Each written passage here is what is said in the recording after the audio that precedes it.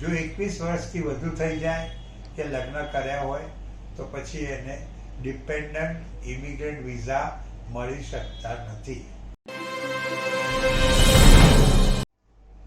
ખબર છે ને દર્શક મિત્રો, ડોક્ટર સુધીર શાહ એડવોકેટના નમસ્તે. આજે 1 માર્ચ 2024 છે અને હું તમને અમેરિકા અને આપણે આ શીર્ષક હેઠળ જે અમેરિકાના ઇમિગ્રેશનના કાયદાઓ વિશે, અમેરિકાના વિઝા વિશે જાણકારી આપી રહ્યો છું એ આપવા માટે ફરીથી આજે હાજર થયો છું.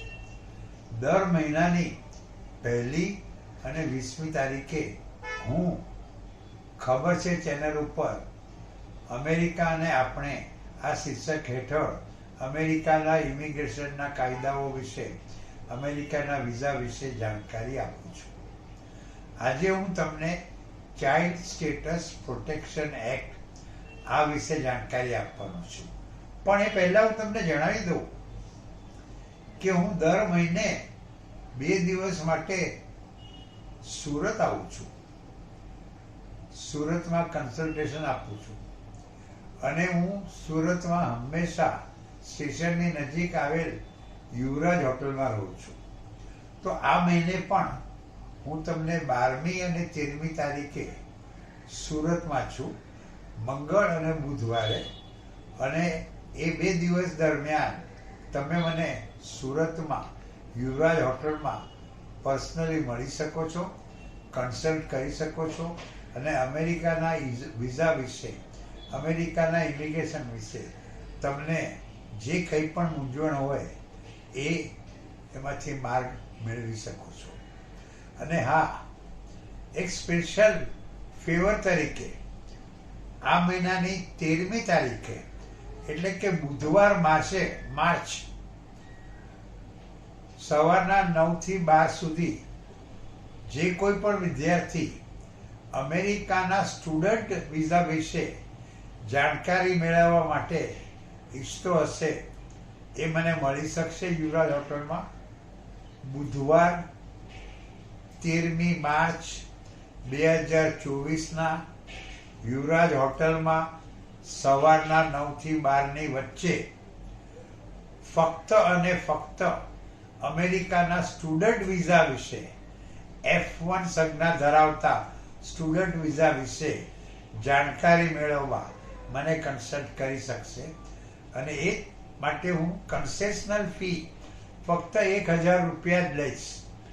તો જે વિદ્યાર્થીઓને સ્ટુડન્ટ વિઝા વિશે કોઈ પણ જાતની મૂંઝવણ હોય, કોઈ પણ જાણકારી મેળવવી હોય તો તેઓ મને બુધવાર 13મી માર્ચ સવારના 9 થી 12ની વચ્ચે સુરત સ્ટેશનની બાજુમાં આવેલ યુવરાજ હોટેલમાં મળી શકશે. બાકી મંગળ અને બુધ એટલે કે 12મી અને 13મી માર્ચે તમે મને અમેરિકાના બીજા કોઈ પણ પ્રશ્નો ઉપર, કોઈ પણ પ્રકારના વિઝા ઉપર, કોઈ પણ પ્રકારના ઇમિગ્રેશન વિશે કન્સલ્ટ કરવા આવી શકશો. તે વખતે હું મારી જે નોર્મલ ફી છે સુરત માટેની ખાસ એ ચાર્જ કરીશ. આજે દર્શક મિત્રો, મારે તમને ચાઇલ્ડ સ્ટેટસ પ્રોટેક્શન એક્ટ વિશે વાત કરવી છે. તમારા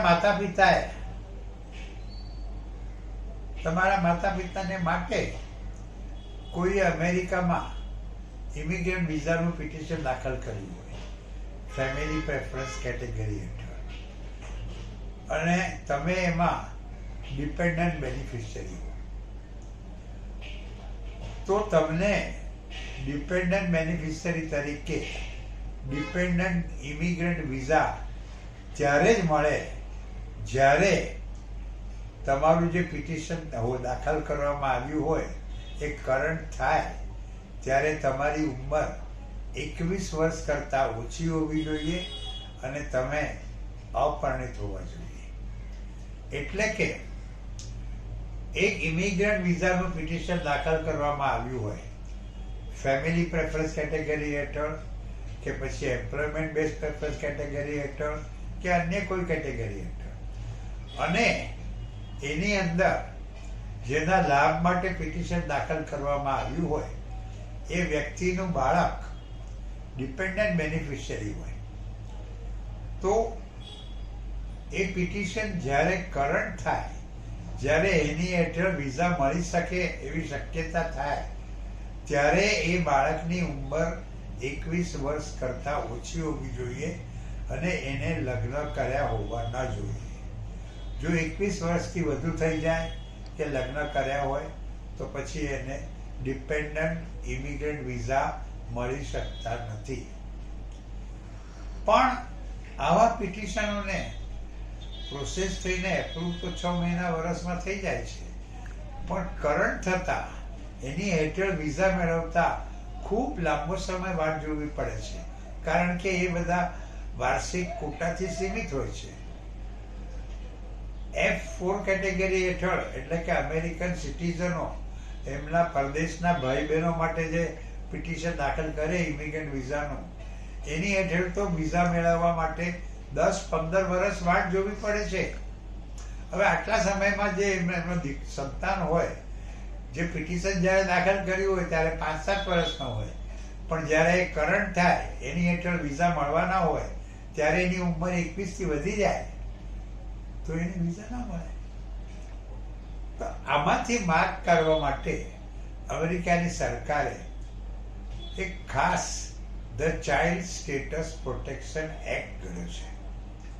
આ કાયદા હેઠળ જે દિવસે પિટિશન દાખલ કરવામાં આવ્યું હોય, એટલે કે પિટિશનની જે પ્રાયોરિટી ડેટ હોય અને જે દિવસે એ પિટિશન અમેરિકાનું ઇમિગ્રેશન ખાતું એપ્રૂવ કરે, એટલો સમય એ પિટિશન જ્યારે કરંટ થાય, એની હેઠળ વિઝા મળી શકે એમ હોય, ત્યારે બાળકની જે ઉંમર હોય એમાંથી બાદ મળી શકે. એટલે કે સમજો કે પિટિશન દાખલ કર્યું ત્યારે બાળકની ઉંમર 10 વર્ષની, એ એપ્રૂવ થયું 2 વર્ષ પછી, એટલે બાળકની ઉંમર 12 વર્ષની ગણાય. પણ એને કરંટ થતા ઘણો લાંબો સમય લાગે અને એ વખતે બાળકની ઉંમર 21 વર્ષથી વધીને 22ની થઈ ગઈ હોય, તો ચાઇલ્ડ સ્ટેટસ પ્રોટેક્શન એક્ટ નીચે એ પિટિશનને એપ્રૂવ કરતા 2 વર્ષ લાગેલા હતા, એટલે બાળકની ઉંમરમાંથી 2 વર્ષ બાદ મળશે અને એને ડિપેન્ડન્ટ ઇમિગ્રન્ટ વિઝા મળી શકશે. એટલે આ ચાઇલ્ડ સ્ટેટસ પ્રોટેક્શન એક્ટ સંતાનોની ઉંમર વધી જાય તો એમાંથી માર્ગ કાઢવા માટે ખાસ ઘડવામાં આવ્યું છે.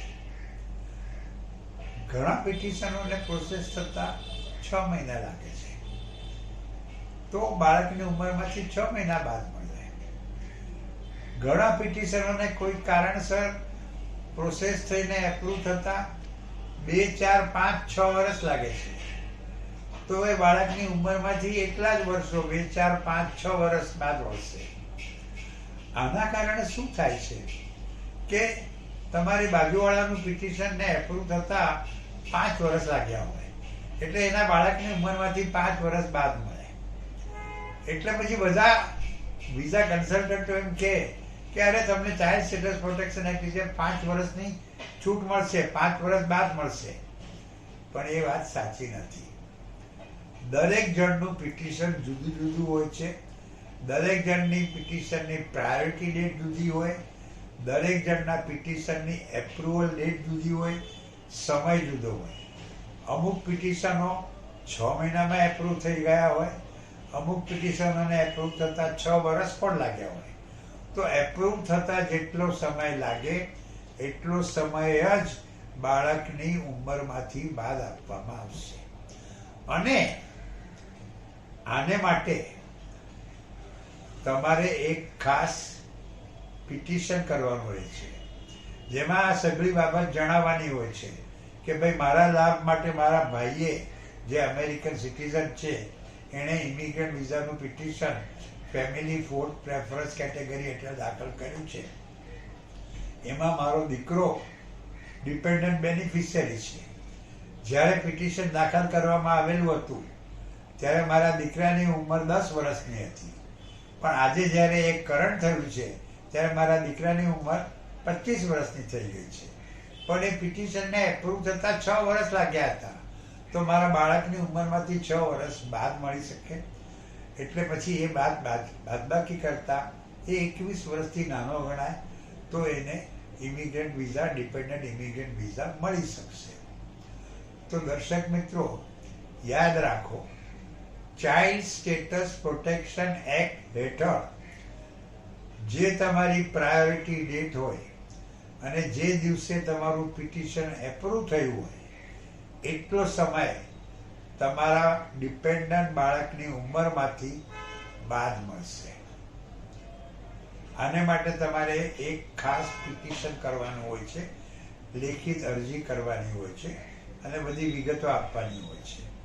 અને હા, આટલું જ નહીં, પણ તમારે એ પણ જણાવવાનું રહે છે કે જો તમારા ડિપેન્ડન્ટ બાળકને આ ચાઇલ્ડ સ્ટેટસ પ્રોટેક્શન એક્ટનો લાભ આપવામાં નહીં આવે, એની ગણતરી કરીને એના વર્ષોની બાદબાકી કરવામાં નહીં આવે અને એને ડિપેન્ડન્ટ ઇમિગ્રન્ટ વિઝા આપવામાં નહીં આવે, તો તમને અને તમારા લાભ માટે જેમણે ગ્રીન કાર્ડનું પિટિશન દાખલ કર્યું છે એમને પારાવાર હાડમારી પડશે, તમારા દીકરાને પણ હાડમારી પડશે, કુટુંબ વિખૂટું પડી જશે.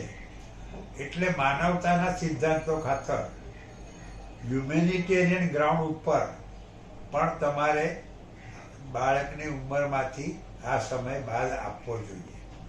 આ પિટિશન બહુ જ વિચારીને, સમજીને અને બધા દાખલા દલીલો આપીને કરવાનું રહે છે. કાયદાના જે ડિસાઇડેડ કેસીસ હોય એ પણ જણાવવા જોઈએ. ચાઇલ્ડ સ્ટેટસ પ્રોટેક્શન એક્ટની જે કલમ છે એ પણ એમાં જણાવવી જોઈએ. તો આ જો કરશો તો તમારા બાળકની ઉંમરમાંથી આટલો સમય તમને બાદ મળશે અને એને કદાચ immigrant visa, dependent immigrant visa મળી શકશે. અને આ માટે તમને જો કંઈ વધુ જાણકારી જોઈતી હોય તો ડોન્ટ ટેક ટેન્શન, બહેના. અને મારો મોબાઈલ નંબર છે 9820419469 અને મારો ઈમેલ છે sudhirshah1940@gmail.com.